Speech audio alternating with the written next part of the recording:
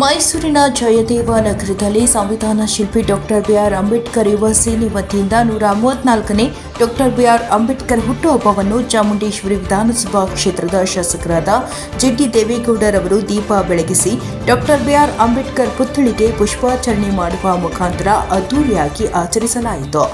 ಚಾಮುಂಡೇಶ್ವರಿ ವಿಧಾನಸಭಾ ಕ್ಷೇತ್ರದ ಶಾಸಕರಾದ ಜಿಟಿ ದೇವೇಗೌಡರವರು ಮಾತನಾಡಿ, ಸಂವಿಧಾನ ಶಿಲ್ಪಿ ಡಾಕ್ಟರ್ ಬಿಆರ್ ಅಂಬೇಡ್ಕರ್ ಅವರು ಎಲ್ಲರಿಗೂ ಸಮಾನತೆ ಸಿಗಲೆಂದು ಸಂವಿಧಾನವನ್ನು ರಚಿಸಿದ್ರು.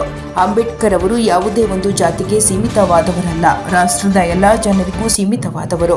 ರಾಷ್ಟ್ರದಲ್ಲಿ ಯಾವುದಾದ್ರೂ ಒಂದು ಹಬ್ಬವನ್ನು ಆಚರಣೆ ಮಾಡುವುದು ಇದ್ದರೆ ಅದು ಡಾಕ್ಟರ್ ಬಿಆರ್ ಅಂಬೇಡ್ಕರ್ ಅವರ ಜನ್ಮ ದಿನಾಚರಣೆ ಮಾತ್ರ. ಜಯದೇವ ನಗರದಲ್ಲಿ ಇಷ್ಟು ಅದ್ದೂರಿಯಾಗಿ ಡಾಕ್ಟರ್ ಬಿಆರ್ ಅಂಬೇಡ್ಕರ್ ಅವರ ಜನ್ಮ ದಿನಾಚರಣೆಯನ್ನು ಆಚರಿಸುವುದಕ್ಕೆ ಹೃದಯಪೂರ್ವಕ ಧನ್ಯವಾದಗಳನ್ನು ತಿಳಿಸುತ್ತೇನೆ ಎಂದರು.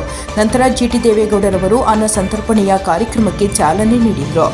ಈ ಕಾರ್ಯಕ್ರಮದಲ್ಲಿ ಡಾಕ್ಟರ್ ಬಿಆರ್ ಅಂಬೇಡ್ಕರ್ ಯುವ ಸೇನೆ ಅಧ್ಯಕ್ಷ, ಉಪಾಧ್ಯಕ್ಷರುಗಳು ಹಾಗೂ ನಗರ ಪಾಲಿಕೆ ಸದಸ್ಯರುಗಳು, ಮೊಹಲ್ಲಾ ನಿವಾಸಿಗಳು ಮತ್ತು ಮುಖಂಡರುಗಳು ಹಾಜರಿದ್ದರು.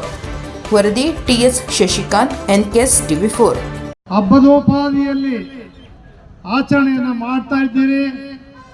ಆಚರಣೆಯನ್ನು ಮಾಡಲಿಕ್ಕೆ ಶಿವಕುಮಾರ ಸ್ವಾಮಿಯವರು, ಸೋಮಯ್ಯನವರು, ರಮೇಶ್ ಅವರು, ವೆಂಕಟೇಶ್, ರಾಚಪ್ಪ, ಶಿವಣ್ಣ, ವಸಂತ, ಪ್ರಕಾಶ್, ಕೆಂಪಣ್ಣ, ಪುಟ್ಟಸ್ವಾಮಿಯವರು, ಯಜಮಾನರುಗಳು, ತಾಯಂದಿರು ಎಲ್ಲರೂ ಕೂಡ ಒಟ್ಟಾಗಿ ಒಗ್ಗಟ್ಟಾಗಿ ಸೇರಿ ಇವತ್ತು ಪಾಲ್ಗೊಂಡಿರ್ತಕ್ಕಂಥ ತಮಗೆಲ್ಲರಿಗೂ ಕೂಡ ನನ್ನ ಆರ್ಥಿಕ ಸ್ವಾಗತ, ಶುಭಾಶಯಗಳು, ಅಭಿನಂದನೆಗಳು, ನಮಸ್ಕಾರ. ಬಂಧುಗಳೇ, ಭಾರತದಲ್ಲಿ ಡಾಕ್ಟರ್ ಬಾಬಾ ಸಾಹೇಬ್ ಅಂಬೇಡ್ಕರ್ ಅವರ ಸಂವಿಧಾನ ಬಂದು 75 ವರ್ಷಗಳಾಗಿದೆ. 75 ವರ್ಷದಲ್ಲಿ ಇವತ್ತೇನು 134ರ ಜಯಂತ್ಯೋತ್ಸವವನ್ನು ಆಚರಣೆ ಮಾಡ್ತಾ ಇರ್ತಕ್ಕಂಥ ಈ ಸಂದರ್ಭದಲ್ಲಿ ಕೇಂದ್ರ ಸರ್ಕಾರವು ಕೂಡ ಪ್ರಪ್ರಥಮ ಬಾರಿಗೆ ಕೇಂದ್ರ ಸರ್ಕಾರದ ನೌಕರರಿಗೂ ಕೂಡ ರಜಾ ದಿನವನ್ನು ಘೋಷಣೆ ಮಾಡಿರ್ತಕ್ಕಂಥದ್ದು ಇದೇ ಪ್ರಥಮ ಬಾರಿಗೆ ಘೋಷಣೆ ಮಾಡಿದ್ದಾರೆ. ಇದೇ ಪ್ರಥಮ ಬಾರಿಗೆ ಪ್ರಪಂಚದಲ್ಲೇ ಅಮೆರಿಕ, ಇಂಗ್ಲೆಂಡ್, ಜರ್ಮನ್ ಎಲ್ಲ ದೇಶಗಳನ್ನು ಸುತ್ತಿ ಭಾಗವಹಿಸಿ 7 ದೇಶಗಳ ಅಲ್ಲಿನ ಕಾನೂನನ್ನ ಅಧ್ಯಯನ ಮಾಡಿ ಭಾರತ ದೇಶದಲ್ಲಿ ಪ್ರಪಂಚದಲ್ಲೇ ಅತ್ಯುತ್ತಮವಾದ ಸಂವಿಧಾನವನ್ನ ಬಹಳ ಶ್ರಮದಿಂದ ಬದುಕು, ಬರಹ, ಹೋರಾಟದ ಅವ್ರಿಗಾಗಿರ್ತಕ್ಕಂಥ ಅಪಮಾನಗಳ ಸಂಕೋಲ ಏನೇ ಇರ್ಬೋದು, ಇದೆಲ್ಲವನ್ನ ಧಿಕ್ಕರಿಸಿ ತಾಯಿಯನ್ನು ಕಳ್ಕೊಂಡು, ತಂದೆ ಕಳ್ಕೊಂಡು, ಅಣ್ಣ ತಮ್ಮಂದಿರೆಲ್ಲ ಹೋದ್ರು ಕೂಡ ಒಬ್ಬರ ಏಕಾಂಗಿಯಾಗಿ ಈ ಒಂದು ಸಂವಿಧಾನವನ್ನ ಜಾರಿಗೆ ಕೊಟ್ಟಂತ ಮಹಾತ್ಮ ಡಾಕ್ಟರ್ ಬಿಆರ್ ಅಂಬೇಡ್ಕರ್ ಸಾಹೇಬರು ಸಂವಿಧಾನದಲ್ಲಿ ಭಾರತ ದೇಶದಲ್ಲಿ ಇರ್ತಕ್ಕಂಥ ಏನ ದಮನಿತ ಸಮಾಜ, ದುರ್ಬಲ ವರ್ಗ, ಧ್ವನಿ ಇಲ್ಲದೆ ಇರ್ತಕ್ಕಂಥ ಬಡವರು, ಇವರೆಲ್ಲರಿಗೂ ಕೂಡ ಸಮಾನತೆ ಸಿಗಬೇಕು, ಸಾಮಾಜಿಕ ನ್ಯಾಯ ಸಿಗಬೇಕು ಅಂತೇಳಿ ಹೋರಾಟವನ್ನು ಮಾಡಿದವರು. ಮಹಿಳೆಯರಿಗೆ ಸಮಾನತೆಯನ್ನ ತಂದುಕೊಡ್ಬೇಕಾದ್ರೆ ಅವರ ಕಾನೂನು ಮಂತ್ರಿಗೆ ರಾಜೀನಾಮೆಯನ್ನ ಕೊಟ್ಟಂತವರು ಡಾಕ್ಟರ್ ಬಾಬಾ ಸಾಹೇಬ್ ಅಂಬೇಡ್ಕರ್ ಅವರು. ಶಿಕ್ಷಣ ತಜ್ಞರು ಅವರೇ, ಕಾನೂನು ತಜ್ಞರು ಅವರೇ, ಕೃಷಿಕ ತಜ್ಞರು ಅವರೇ, ಆರ್ಥಿಕ ತಜ್ಞರು ಅವರೇ. ಈ ಭಾರತ ದೇಶದ ಸರ್ವತೋಮುಖ ಅಭಿವೃದ್ಧಿಗೆ, ಸಮಾನತೆಗೆ, ಸಾಮಾಜಿಕ ನ್ಯಾಯಕ್ಕೋಸ್ಕರ ನಿರಂತರವಾಗಿ ಹೋರಾಟವನ್ನು ಮಾಡಿದ್ದಾರೆ.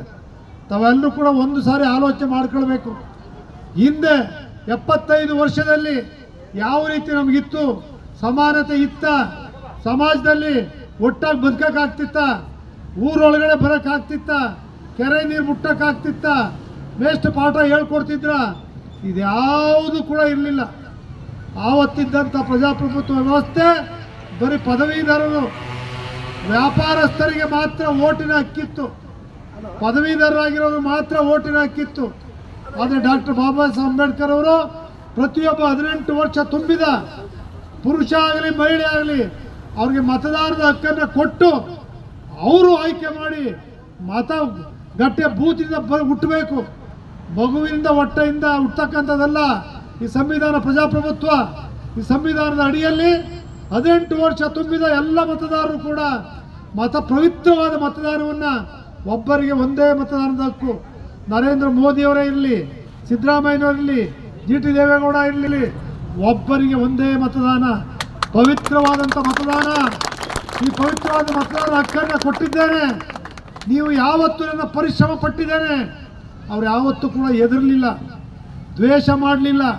ಅವ್ರು ಯಾರೆಲ್ಲರನ್ನ ಮನ ಒಲಿಸಿ ಹೋರಾಟದ ಮೂಲಕ ಸಂವಿಧಾನವನ್ನು ಏನು ತಂದಿದ್ದೀನೋ, ಇದು ನನಗೆ ಸಂತಸ ತರಬೇಕಾದ್ರೆ, ಇದು ಸಾರ್ಥಕ ಆಗಬೇಕಾದ್ರೆ ಪ್ರಧಾನಮಂತ್ರಿ ಹುದ್ದೆ ಇರ್ಬೋದು, ಮುಖ್ಯಮಂತ್ರಿ ಹುದ್ದೆ ಇರ್ಬೋದು, ಮೇಯರ್ ಇರ್ಬೋದು, ನಗರ ಪಾಲಿಕೆ ಇರ್ಬೋದು, ಗ್ರಾಮ ಪಂಚಾಯಿತಿ ಇರ್ಬೋದು, ಇವರೆಲ್ಲವನ್ನ ಆಯ್ಕೆ ಮಾಡ್ತಕ್ಕಂಥ ಅಧಿಕಾರ ನಿಮ್ಮ ಕೈಯಲ್ಲಿದೆ.